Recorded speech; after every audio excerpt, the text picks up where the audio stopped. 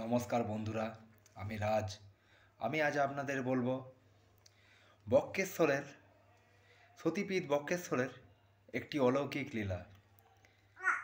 আজ থেকে অনেক বছর আগে, সালটা সম্ভবত 2017 হবে, আমি প্রথমবার বক্রেশ্বর যাই। গ্রীষ্মের দুপুরবেলা ছিল। সেই দুপুরের দাবদাহে, এপ্রিল মাস হবে সম্ভবত, আমি গাড়ি নিয়ে গেছিলাম। দুপুর পুরো রাস্তাঘাট খা পৌঁছাতে একটু দেরি হয়েছিল, কারণ আমি রাস্তাঘাট জানতাম না। আর তখন তো মোবাইলের ওই নেট দেখে দেখে যাওয়ার ব্যাপার ছিল না, জিজ্ঞাসা করে করে ঘুরে ঘুরে একটু রাস্তা মিসগাইড করা হয়েছিল। তো ওইভাবেই গেছিলাম বক্রেশ্বর। তো বক্রেশ্বরে মা মহিষমর্দিনী, যেখানে মায়ের সতীর মন পড়েছিল। মন মানে হচ্ছে ভুরুর মধ্যস্থল। আর বাবা বক্রনাথ আছেন ওইখানে অধিষ্ঠিত। শোনা যায় যে অষ্টবক্র মুনি 8টা অংশ বেঁকে গিয়েছিল। পরবর্তীকালে মহাদেবের সাধনা করে উনি সুস্থ হয়েছিলেন বলে ওই জায়গার ওনার নামেই বক্রেশ্বর জায়গাটা, বক্রনাথ শিবটা ওই অষ্টবক্রের নামেই। আরও অনেক ঘটনা আছে, যেমন বোম্বার পঞ্চমুখ বোম্বার একটা মাথা ভৈরব কেটে দিয়েছিল।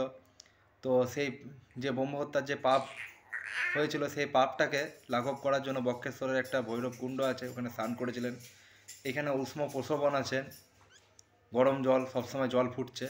তো আমার বিষয় এইটা নয়, এটা তো আপনারা অনেকেই জানেন, গিয়েছেন। আমার বিষয় হচ্ছে, আমি বক্রেশ্বর যখন গেলাম, ওইখানে একজন তারাপীঠের যেমন বামা খেপা, তেমনি বক্রেশ্বরে অঘরী বাবা। উনি মোটামুটি 7 ফুটের উপরে হাইট ছিলেন, পুরো উলঙ্গ থাকতেন, মরার মাংস খেতেন, সিদ্ধ সাধক ছিলেন। বামদেবও যোগ বলে ওই জায়গায় যেতেন, বক্রেশ্বরে অঘরী বাবার সঙ্গে দেখা করতেন। তো অঘরী বাবার সমাধি আছে, সেই সমাধি স্থানটা আমি খুঁজে পাচ্ছিলাম না। যেটা বর্তমানে বক্রেশ্বরের যেটা উষ্ণপ্রসন যে পার্কটা আছে, তার পিছন দিক থেকে একটা সরু গলির মতো, প্রায় 6-7 ফুটের রাস্তা, সিমেন্টের ঢালাই রাস্তা, ওই রাস্তা দিয়ে যেতে হয়।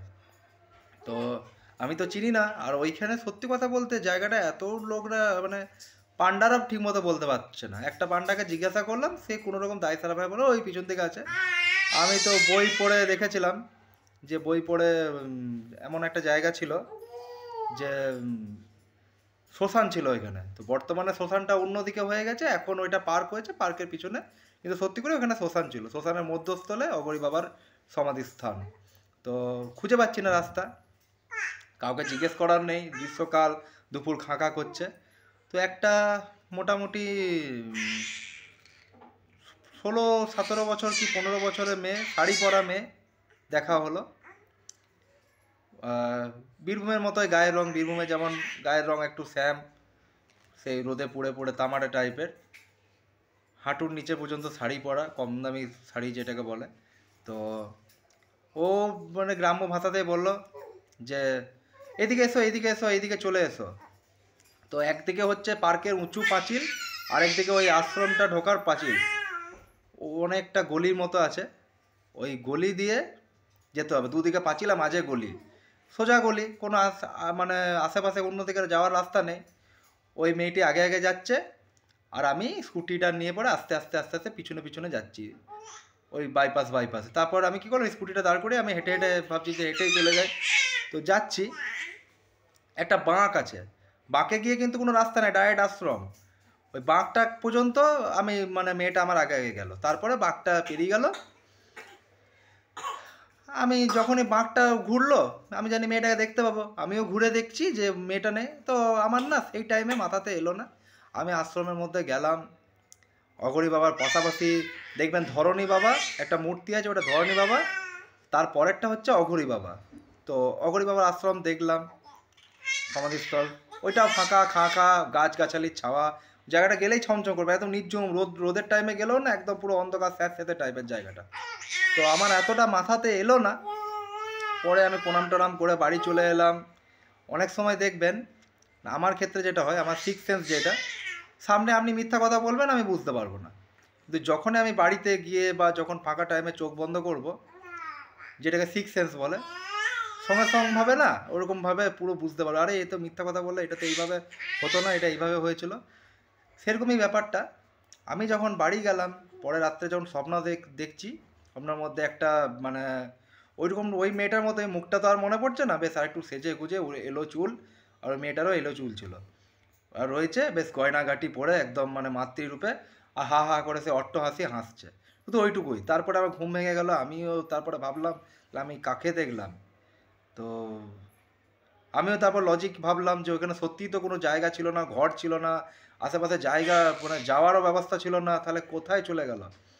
আর মেয়েটা এমনি কাঠ ফাট কুড়ায় না, সে শুকনো ডাল ফাল ওরকম কাঠ ফাট নিয়েছিল।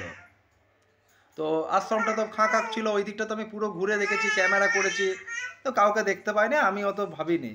তো বক্রেশ্বরটাও একটা সতীপীঠ প্লাস অলৌকিক জায়গা, আপনি যেতে পারেন, গেলে মাতৃ দর্শনও হয়ে যেতে পারে, অলৌকিক অনেক কিছু আছে, নাগ নাগিনী মানে বইয়ে পড়েছি, নাগ নাগিনী মণিধারী নাগ নাগিনীও আছে, আশ্রম আছে। শ্মশানের দিকটা গেলে তো আপনি বুঝতেই পারবেন, একদম এখন যে শ্মশানটা হয়েছে পুরো গা ছমছম ছমছম করবে।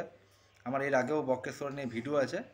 তো অলৌকিক ঘটনা সবসময় প্রকাশ্যে বলা উচিত না, অনেকে খিল্লি ওড়ায় বা অনেকে বিশ্বাসযোগ্য হয় না, বা এইসব ব্যাপার অনেকজনাই বলে যে প্রকাশ্যে আনতে নেই। তো আমি যেটা নিজে উপলব্ধি করেছি, আমি চাইছি সবাই জানুক, উপলব্ধি করুক, মায়ের মাহাত্ম্য প্রচার হোক। জয় গুরু বামদেব, জয় মা তারা, জয় মা মহিষমর্দিনী, জয় বাবা বক্রনাথ।